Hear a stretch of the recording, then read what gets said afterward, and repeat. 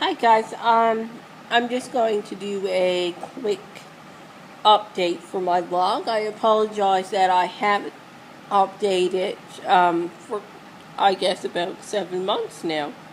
The last time I updated was with a positive IVF pregnancy test in March. Unfortunately, the betas were low and they did not double, so it ended as a chemical or early pregnancy.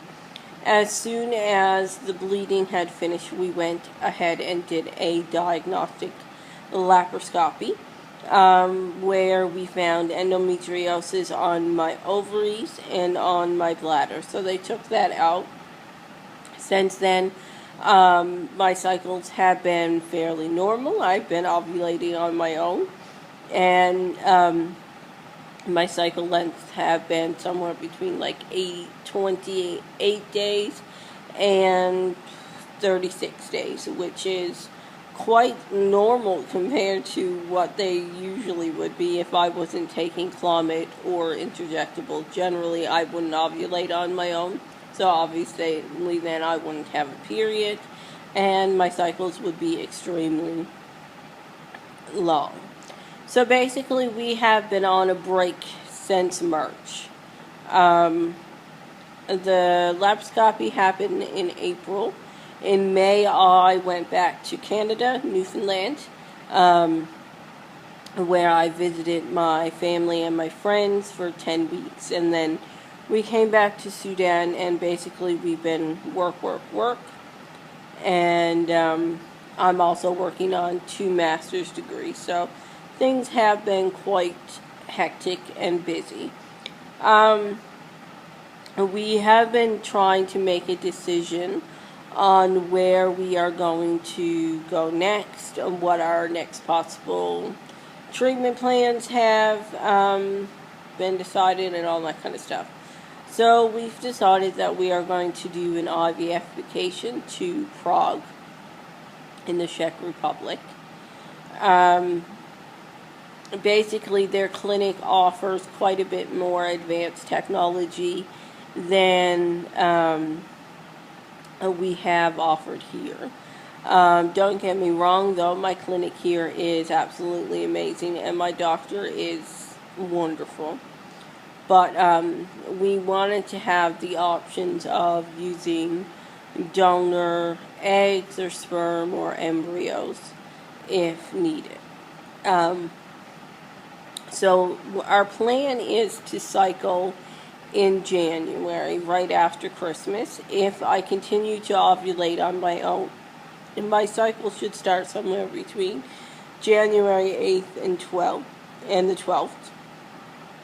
And so we would start stimming then. We're going to do an antagonist protocol, so we'll be using Gonal-F or Paragon and Centrotide as the antagonist. So what we're going to plan on doing is we're going to do the stimming here in Sudan, and my doctor will monitor me here and then write up a report to send straight to Prague so they can decide on what the next steps are and all that kind of stuff. So that is our plan. They have asked for quite a slew of tests from day 3, regular blood tests, to, like viral tests such as HIV and syphilis and hepatitis B and all that kind of stuff. Obviously, all that has come back as normal, but it is just precaution, which is quite understandable. They have tested my vitamin D, my vitamin B12, and my TSH levels, T4 and T3, I believe it is. And my vitamin D levels are extremely low. Like, the vitamin D2 level was 11, and the vitamin D3 was 16, and they like the levels to be at least over 30 when you are trying to conceive. So for those of you who have not thought about checking your vitamin D and are having difficulties getting pregnant or have gotten pregnant and have had several miscarriages, it might be an idea to get your vitamin D levels checked, because apparently a deficiency is quite common, especially if you live in a hotter country. For some reason, you would think that if you lived somewhere where there was sun all the time, you wouldn't be deficient, but I live in the middle of the desert and I'm extremely deficient in vitamin D.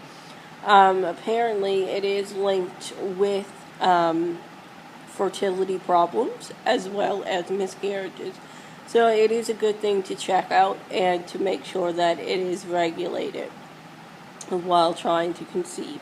From my understanding, it does not take that long to get the levels regulated once you start supplements. As well, my TSH levels were way too high compared to my T3 and T4 levels, which were on the lower end of normal. So they're saying that I have an underactive thyroid, so therefore I have to take thyroxine, 150 milligrams per day, and so far that has been going pretty well. I haven't had any side effects to the medication. As well, my B12 levels are quite low, and so I have to take a B12 shot, and I will do a video of how we prepare that shot the next time that I have to do it. I have to do 3 times a week, and it's actually a weird solution.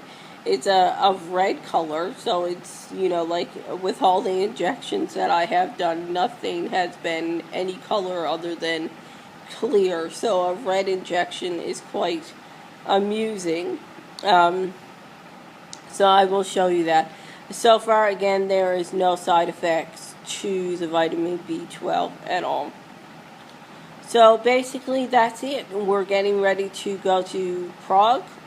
Our hope is to cycle in January, but it depends on if we can get my vitamin D and my thyroid and my B12 under control and at regular levels to cycle.